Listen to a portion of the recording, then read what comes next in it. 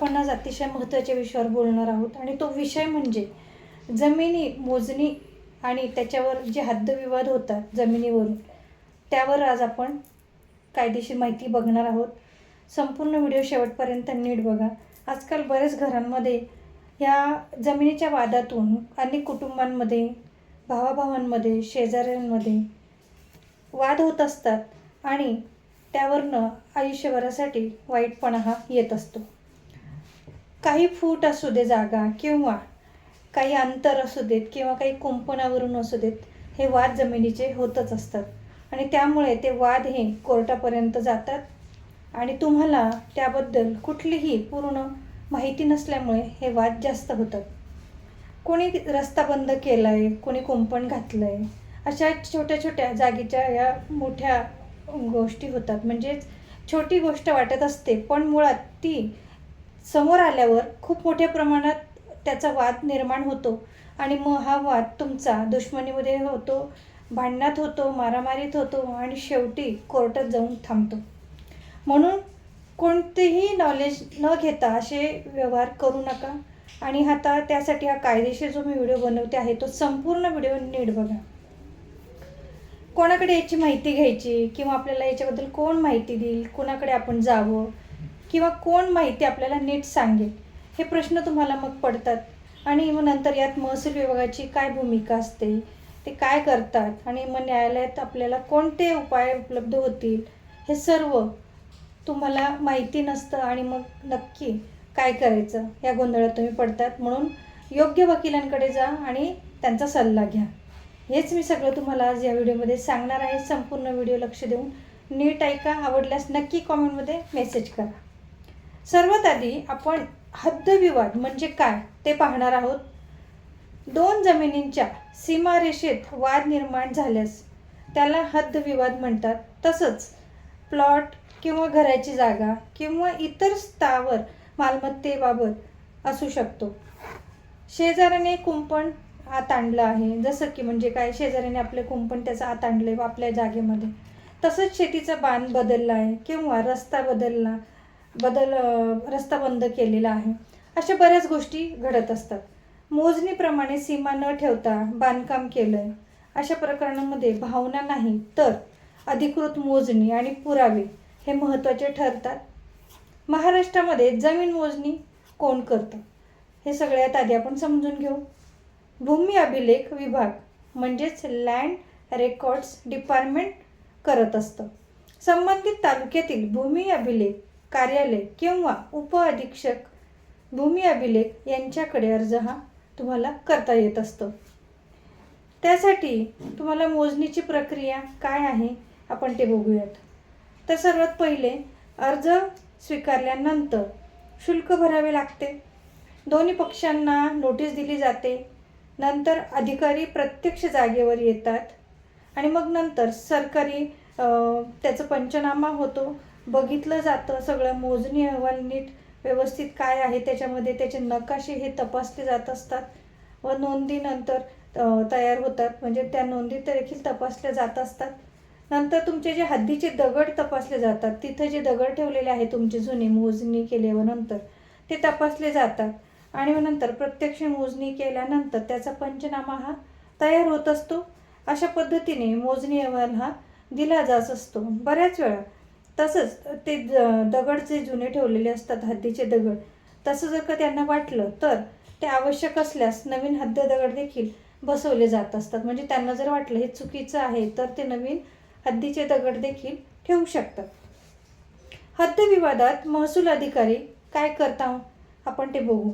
तर महसूल अधिकारी मोजणी करून प्रत्यक्ष सीमा दाखवू शकतात, परंतु मालकी हक्काचा अंतिम निर्णय देण्याचा अधिकार महसूल अधिकाऱ्याला नसतो, फक्त ते मोजणी करू शकतात। मालकी हक्काचा वाद असल्यास तुम्ही फक्त दिवाणी न्यायालयामध्ये, सिव्हिल कोर्टामध्येच तो दाखल करू शकतो किंवा जाऊ शकतात। सिव्हिल कोर्टामध्येच ते तुम्हाला जावं लागत असतं त्यासाठी। महाराष्ट्र जमीन महसूल संहिता यामध्ये कोणते कोणते कायदे येतात तर त्यामध्ये महसूल नोंदी, जमिनीची मोजणी आणि सीमा या संबंधीची तरतूद दिलेली आहे। तसंच स्पेसिफिक रिलीफ ॲक्ट 1963, स्थगिती आदेश, इंजंक्शन आणि इतर दिवाणी उपाय त्यामध्ये दिलेले आहेत. तसंच सिव्हिल प्रोसिजर कोड 1908 CPC, दिवाणी दावे दाखल करण्याची प्रक्रिया आणि तात्पुरते मनाई आदेश या कायद्यामध्ये दिलेला आहे. तसंच इंडियन एव्हिडन्स ॲक्ट आत्ता लागू असलेला भारतीय साक्ष अधिनियम 2023 लागू असलेल्या प्रकरणांमध्ये यात पुराव्याचे नियम म्हणजेच काय या संदर्भामध्ये ह्या कायद्यामध्ये माहिती दिलेली असते. हा कायदा लागू होत असतो. आता न्यायालयाचे महत्त्वाचे कायदेशीर तत्त्व. भारतीय न्यायालयाने अनेक वेळा स्पष्ट केलं आहे की महसूल नोंदी जसं की सातबारा हा मालकीचा अंतिम पुरावा नसतो. त्या प्रामुख्याने महसूल नोंदी असतात. फक्त ती महसूल नोंद म्हणून केली जात असते. हे लक्षात ठेवा. हे मी बऱ्याच वेळा व्हिडिओमध्ये सांगितलेलं आहे की सातबारावर तुमचं नाव आलं म्हणजे तुम्ही मालक झालात असं त्याचा अर्थ होत नाही. मालकीचा अंतिम निर्णय योग्य पुरावे तपासून दिवाणी न्यायालय घेत असतं. त्यामुळे फक्त सातबारावर नाव आहे म्हणून तुमची मालकी निश्चित झालेली नसते असे समजू नये. म्हणजे तुमचा तो जो भ्रम आहे तो काढून टाका. आणि आता सर्वात महत्त्वाचा मुद्दा तो म्हणजे अतिक्रमण झाल्यास तुम्ही काय केलं पाहिजे. सर्वात आधी तुम्ही स्वतःहून भांडण करायला जाऊ नका. नंतर सरकारी मोजणी करून घ्या. मोजणी अहवाल मिळवा. म्हणजे जी काही मोजणी होते त्याचा अहवाल मिळवा आणि अतिक्रमण हटविण्याची लेखी मागणी करा. कायमस्वरूपी मनाईचा आदेश तुम्ही त्याच्यामध्ये देऊ शकतात. तसा दावा करू शकतात. गरज पडल्यास दिवाणी न्यायालयात दावा दाखल करा. आता मोजणीचा अहवाल हा कसा मिळवायचा तर मोजणीचा अहवाल संबंधित भूमी अभिलेख कार्यालयामध्ये जाऊन तुम्ही तिथे अर्ज करू शकता. मोजणीसाठी मिळालेला अर्ज क्रमांक, गट क्रमांक किंवा सर्वे क्रमांक द्या. आवश्यक असल्यास निर्धारित शुल्क भरून मोजणी अहवालाची प्रमाणित प्रत मागवा. तसंच काही जिल्ह्यांमध्ये हा अहवाल ऑनलाईनही उपलब्ध असतो. संबंधित जिल्ह्याच्या भूमी अभिलेख कार्यालयात याची माहिती तुम्हाला मिळू शकते. लक्षात ठेवा. तसंच मोजणी अहवालामध्ये साधारणपणे तुम्ही ह्या गोष्टी ॲड करू शकतात. म्हणजेच या गोष्टी असतात. तर त्या कुठल्या? प्रत्यक्ष मोजणीचा नकाशा, हद्दीचे तपशील, तसंच क्षेत्रफळ, मोजणी दरम्यान उपस्थित असलेल्या व्यक्तींची नावे म्हणजे मोजणी करताना जे व्यक्ती तिथे उपस्थित आहे त्यांची नावे, मोजणी अधिकाऱ्याचे निरीक्षण व निष्कर्ष म्हणजे जे निरीक्षण केलं आहे ते आणि त्यांनी काय निष्कर्ष काढलाय त्यासाठी ते, या सर्व गोष्टी त्यात येतात. जर भूमी अभिलेख अधिकाऱ्याने अहवाल देण्यास नकार दिला आणि विलंब केला तर आपण लेखी अर्ज करून त्याची मागणी करू शकतो. आवश्यक असल्यास महाराष्ट्र राज्य माहिती आयोग अंतर्गत माहितीच्या अधिकाराचा म्हणजेच RTI वापर करूनही अहवालाची प्रत तुम्ही मिळवू शकता. समोरच्या पक्ष म्हणजे काय? समोरचा पक्ष मोजणीला जर आला नाही, जर आपण आलो आणि समोरचा जर पक्ष आला नाही तर तुम्ही त्याला नोटीस देऊनही तिथे उपस्थित राहण्यास सांगू शकतात. तरी तो उपस्थित राहिला नाही तर काही परिस्थितींमध्ये अधिकारी उपलब्ध नोंदीच्या आधारे पुढील कार्यवाही करू शकतात. मात्र त्या प्रक्रियेबाबत संबंधित कायदेशीर नियम लागू होत असतात. आता मोजणी चुकीची वाटत असल्यास काय करावं? मोजणीबाबत आक्षेप घेता येतो. संबंधित महसूल अधिकाऱ्याकडे उपलब्ध कायदेशीर प्रक्रियेनुसार हरकत नोंद तुम्हाला करता येते. म्हणजे तुम्हाला हरकत नोंदवता येत असते. परिस्थितीनुसार सक्षम न्यायालयातही योग्य दिलासा तुम्हाला मागता येत असतो. आता न्यायालयात कोणते दावे तुम्ही दाखल करू शकता? तुम्हाला दावे दाखल करता येतात. तर तुम्ही डिक्लेरेशन सूट म्हणजेच मालकी घोषित करण्यासाठी दावा दाखल तुम्हाला करता येतो. तसंच परमनंट इंजंक्शन करण्यासाठी दावा तुम्हाला दाखल करता येतो. मॅन्डेटरी इंजंक्शन देखील तुम्हाला दावा दाखल करता येत असतो. ताबा मिळवण्यासाठी पोसेशन सूट म्हणजेच दावा दाखल हा देखील करता येत असतो. इत्यादी प्रकारचे तुम्ही दावे दाखल करू शकता. तसंच बहुतेक लोक म्हणजे ह्या गोष्टी त्यांना महत्त्वाच्या वाटत नाही म्हणून ह्या चुका ते करत असतात. त्या कुठल्या? तर सर्वात आधी तोंडी व्यवहार ते करतात. तसंच नकाशे पाहत नाही कुठले आहेत, काय लिहिलंय त्याच्यामध्ये. स्वतःच मोजणी करतात जमिनीची. म्हणजेच काय, सरकारी मोजणी ते आणत नाही आणि स्वतःच प्रायव्हेट मोजणीची लोक आणून मोजणी करतात. तर असं करू नका. भांडणं करतात, स्वतःहून भांडायला समोरच्या पार्टीशी जात असतात. सरकारी नोंदी तपासत नाही. ज्या काही नोंदी सरकारी आहेत त्या बिलकुल तपासत नाही. या सर्व गोष्टी त्या करतात आणि मग मोठ्या अडचणीत येतात आणि मग फसतात आणि मग काय करायचं हे त्यांना कळत नाही. म्हणून ह्या चुका अजिबात करू नका. आधी संपूर्ण नीट माहिती घ्या आणि मगच पुढच्या गोष्टी करा. आधीच तुम्ही या कायदेशीर गोष्टींना खूप उशीर केलेला असतो, खूप वर्ष घालवलेले असतात, लक्ष दिलेलं नसतं आणि मग जेव्हा केव्हा करायला घेतात जमिनीची अशी कामे, ते देखील तुम्ही योग्य पद्धतीने करत नाही आणि मग अडचणीत येतात आणि मग मोठ्या गोष्टींना कायदेशीर तुम्हाला सामोरं जावं लागत असतं. तुमच्याकडे योग्य नॉलेज आणि माहिती कायदेशीर असेल तर तुम्हाला अडचणी अजिबात येणार नाही. म्हणून योग्य माहिती नक्की घ्या. यासाठी सर्वात आधी तुम्ही जमीन घेताना वकिलांमार्फत कागदपत्रांची तपासणी नीट करून घ्या. अधिकृत सरकारी मोजणी करून घ्या. तसंच नकाशे नीट तपासा. सरकारी नकाशे आधी नीट तपासा.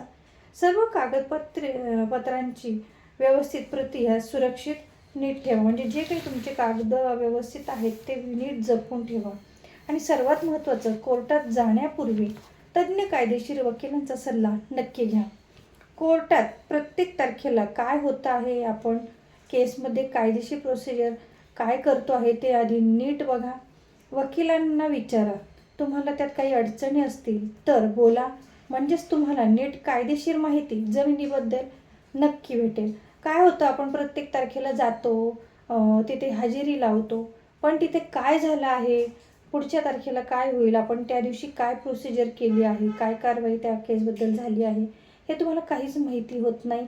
आणि तुम्ही वकिलांना देखील विचारत नाही. तुम्हाला तुमच्याकडे त्याचे डॉक्युमेंट पेपर्स देखील, केस तुमच्या जे असते त्याबद्दल तुमच्याकडे पेपर्स देखील नसतात. म्हणून तुम्हाला काहीही माहिती होत नाही. तुम्ही फक्त त्या तारखेला कोर्टामध्ये जातात, ते काय करतात, तिथे प्रेझेंटी लावतात आणि परत घरी येतात.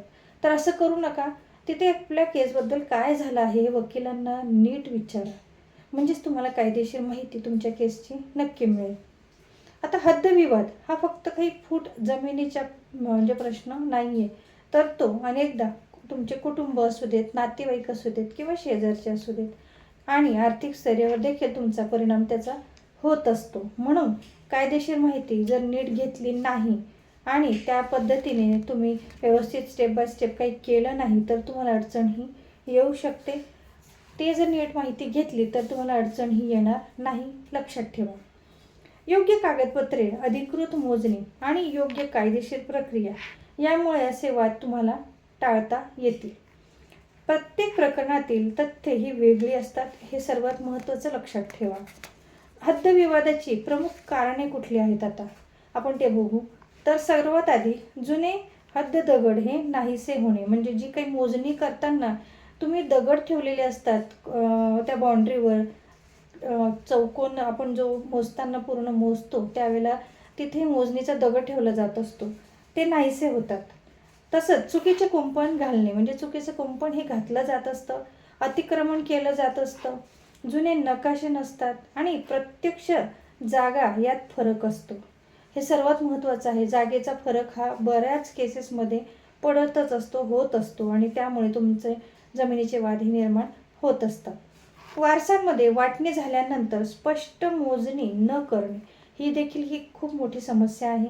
खरेदी विक्रीनंतर हद्द प्रत्यक्ष दाखवून न घेणे. म्हणजे ती ज्या वेळेला तुम्ही खरेदी विक्री करतात त्यानंतर जी तुमची जागेची जमिनीची मोजणी होते तर तिची हद्द प्रत्यक्षात किती आहे, आपला जमिनीचा शेवटचा जो हद्दीचा जो पॉईंट असतो तिथे तो दगड ठेवला गेला की नाही, इथपर्यंतच आहे किंवा शेजारच्या ह्याच्यात आपण गेलो आहे का, किंवा शेजारचा आपल्या हद्दीत आलेला आहे का, हे देखील तुम्ही नीट बघत नाही आणि मग तुम्हाला कायदेशीर ह्या अडचणी येतात. आणि ज्या वेळेला खरंच सरकारी मोजणी येते त्यावेळेला कळतं की आपली मोजणी चुकीची आहे, आपली हद्द चुकीची आहे, आपल्याकडे तो समोरचा व्यक्ती, समोरचा शेतातला माणूस त्याची हद्द इकडे आलेली आहे किंवा आपली हद्द तिकडे गेलेली आहे, काहीतरी हे होत असतं. हे होऊ नये म्हणून व्यवस्थित सरकारी मोजणी नक्की करा. हद्द विवाद झाला तर तुम्ही काय केलं पाहिजे किंवा काय करू नका हे मी तुम्हाला सांगते. स्वतःहून आधी कुंपण तोडू नका. म्हणजे जर तुम्हाला असं जाणवलं की आपल्या हद्दीत कोणी आलं आहे किंवा आपली हद्द तिकडे गेली आहे, तर तुम्ही स्वतःहून ते कुंपण अजिबात तोडू नका. मारामारी करायची नाही, भांडणं करायची नाही, धमक्या द्यायच्या नाही. तसंच जबरदस्तीने जमीन ताब्यात घेण्याचा प्रयत्न तर अजिबात करू नका. असं केल्यास तुमच्यावरही गुन्हा दाखल होऊ शकतो. म्हणजे ते बेकायदेशीरित्या होईल आणि मग समोरचा माणूस, समोरच्या जागेवरचा तो व्यक्ती तुमच्या विरोधात केस हा करू शकतो. म्हणजे अशा पद्धतीने कोणताही वाद तिथे घालू नका. प्रथम कोणती कागदपत्रे तुम्ही तपासली पाहिजे त्यासाठी सर्वात आधी तुमचा सातबारा उतारा आहे का तुमच्याकडे तुमच्या नावाचा, तसंच फेरफार उतारा आहे का तुमच्याकडे, गाव नमुना आहे का, 8 उतारा आहे का, नंतर 8 उतारा झाल्यानंतर प्रॉपर्टी कार्ड लागू असल्यास ते आहे का ते देखील चेक करा. मंजूर नकाशा आहे का, जुनी मोजणी नोंद म्हणजे जी जुनी नोंद असते मोजणीची ती देखील बघणं गरजेचं आहे. विक्री खत आहे का, तसंच वाटप पत्र किंवा वारस प्रमाणपत्र जर लागू असेल तर ते देखील आहे का ते नीट तपासा. अधिकृत मोजणी का आवश्यक असते आणि केली पाहिजे का ते सगळं मी आता सांगणार आहे. केवळ अंदाजाने किंवा खाजगी व्यक्तीच्या मोजणीवर विश्वास ठेवू नका. अधिकृत मोजणी ही भूमी अभिलेख विभागामार्फतच केली जाते. या मोजणीसाठी तुम्ही अधिकृत मोजणीच केली पाहिजे हे लक्षात ठेवा. न्यायालय कोणत्या गोष्टींकडे लक्ष देते म्हणजे न्यायालयामध्ये काय बघितलं जात असतं. अधिकृत मोजणीचा अहवाल तुमचा आहे का हे बघितलं जातं. तुमचा मंजूर नकाशा आहे का ते बघितलं जातं. विक्री खत तुमच्याकडे आहे का ते बघितलं जात असतं. तसंच महसूल अभिलेख आहे का हे देखील बघितलं जातं. आणि प्रत्यक्ष ताबा कोणाकडे आहे म्हणजे कोणाकडे तो ताबा आहे ते बघितलं जात असतं. साक्षीदारांचा पुरावा हे देखील बघितलं जात असतं.